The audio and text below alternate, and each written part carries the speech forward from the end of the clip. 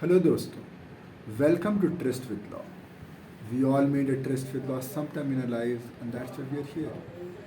दोस्तों, ये for to understand the difference between business expenditure, that is revenue expenditure, and capital expenditure, one of the most important cases जो हमें जरूर coat करना है, that is empire jute company limited versus CIT. दोस्तों 1980 का case है supreme court का, और इसमें हुआ ये था, इस केस के फैक्ट्स ऐसे हैं कि असेसमेंट ईयर के टाइम पे कुछ जूट कंपनी, जो जूट बिजनेस था, ग्लोबल जूट बिजनेस, उसमें कुछ डाउनफॉल आ रहा था. तो जो जूट कंपनी का जो एसोसिएशन बना, उन्होंने कुछ अग्रीमेंट फॉर्म किया कि they restricted the work hours per week.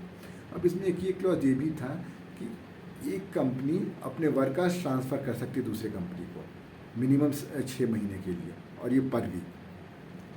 अब क्वेश्चन ये उठता है कि अगर कोई किसी कंपनी ए ने अपने वर्क आवर्स कंपनी बी को ट्रांसफ़र किए हैं, तो कंपनी बी ने जो पैसे दिए उनको वर्क आवर्स खरीदने के लिए, वो क्या कैपिटल एक्सपेंडिचर है या रेवेन्यू एक्सपेंडिचर है.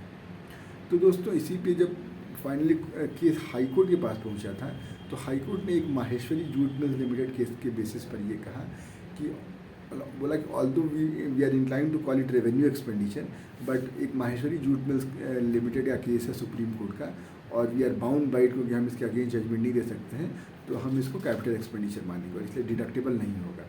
तो दोस्तों अब सुप्रीम कोर्ट में अपील में आई है ये एसएससी कंपनी.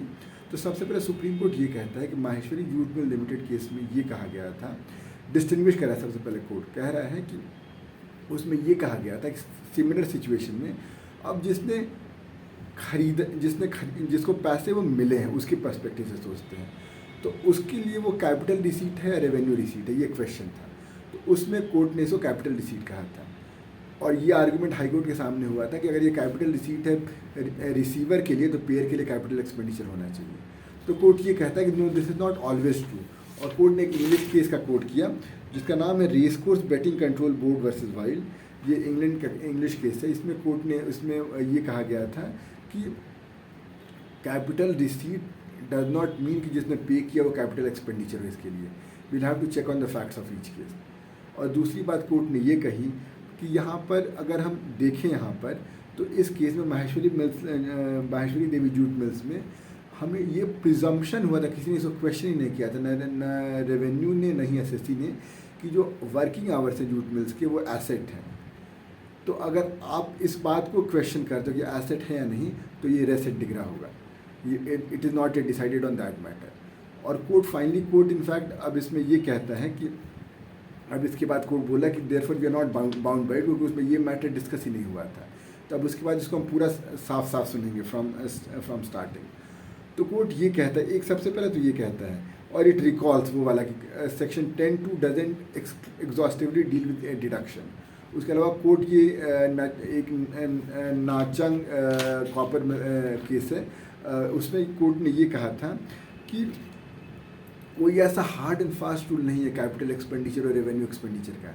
जनरली हम जो बात कहते हैं कि अगर उसमें इंड्योरिंग नेचर का एसेट बने तो कैपिटल एक्सपेंडिचर होगा, और डे टू डे बिजनेस के लिए तो रेवेन्यू एक्सपेंडिचर होगा, but this is no hard and fast rule. Will have to look into the facts of each case. तो अब हम इस केस को फैक्ट को देखेंगे और इसको विल एनालाइज है. तो हम शुरू करते हैं. तो इसमें दोस्तों सबसे पहले हम शुरू करते हैं, तो एक केस कोर्ट ने कोट किया है, वही जो अभी प्रिंसिपल नहीं बता रहा है, इंग्लिश केस है, Atherton versus British insulated and Helsby cables. ये भी प्रिंसिपल की बात करता है कि अगर एग्जिस्टेंस ऑफ एन एसेट में जाता है कोई पैसा, and which is asset of enduring nature, तो इंड्यूरिंग बेनिफिट के लिए तो कैपिटल एक्सपेंडिचर होगा, अनलेस अदर सर्कमस्टांसेस एग्जिस्ट. तो यहाँ पे एक लीवे दे देता है हमेशा, और अगर दूसरा वाइस वर्सा तो रेवेन्यू एक्सपेंडिचर होगा. But you see from the ratio there is no hard and fast rule. और in fact commissioner of taxes versus Nchanga consolidated copper mine limited जो भी मैं बात कर रहा था, उसमें यही कहा था कि यहाँ पे भी एक लीवे है कि अदर सर्कमस्टांसेस एग्जिस्ट, वो हमें फिर फैक्ट्स ऑफ द केस में जाकर देखना पड़ेगा. तो दोस्तों फाइनली ये क्या कहता है कि जो भी एडवांटेज हमें मिल रहा है वो पैसा देकर, एक कमर्शियल सेंस में अगर एडवांटेज कैपिटल फील्ड में है, जैसे हमें एक हमें इंड्योरिंग बेनिफिट मिल गया है, तो कैपिटल एक्सपेंडिचर होगा. और नहीं तो वो अगर मेरे कैपिटल एसेट जो फिक्स्ड एसेट, कैपिटल एसेट यहाँ पे restrict asset to fixed capital asset, अगर वो नहीं, वो अनचेंज्ड है, तो फिर रेवेन्यू एक्सपेंडिचर होगा. अब इसको इस फैक्ट पे अप्लाई करते हैं, तो कोर्ट ये कहता है कि यहाँ पे जो आपके प्रॉफिट जनरेटिंग जो एसेट है वो आपके मिल्स है। आपने भले कुछ वर्किंग आवर्स खरीद लिए लेकिन आपकी अंडरलाइंग प्रॉफिट जनरेटिंग एसेट तो सेम ही रहे, इसलिए रेवेन्यू एक्सपेंडिचर है।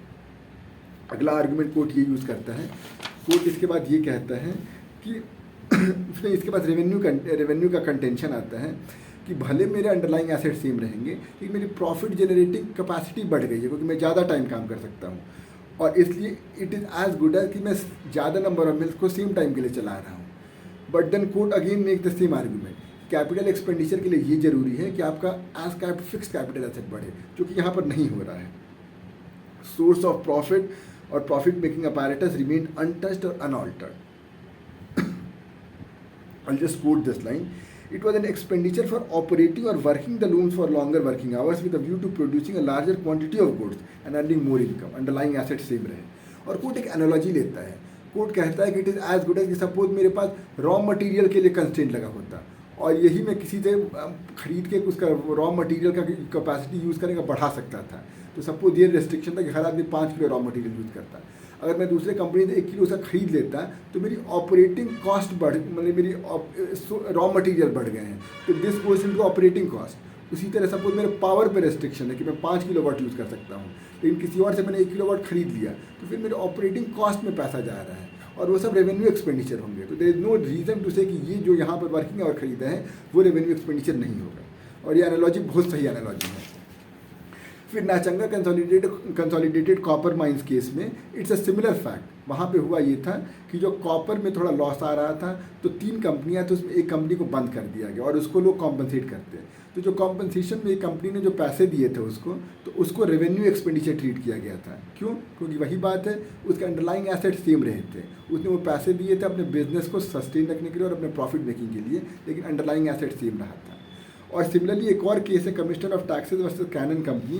दोस्तों इसमें यह था कि एक पुराना चार्टर था जो रेस्ट्रिक्शन था कंपनी पे, तो एक नया चार्टर बनाना था। तो नए चार्टर बनाने के लिए जो पैसा लगा था तो उसके पैसे को रेवेन्यू एक्सपेंडिचर माना गया था। क्यों? क्योंकि कोर्ट ने बोला कि कोई एसेट क्रिएट नहीं हुआ, हाउस ऑफ लॉर्ड्स ने बोला, और यहाँ पर इट्स जस्ट अपने प्रॉफिट को बढ़ाने के लिए, बिजनेस को बढ़ाने के लिए आपने ये पैसे एक्स्ट्रा लगा दिए हैं।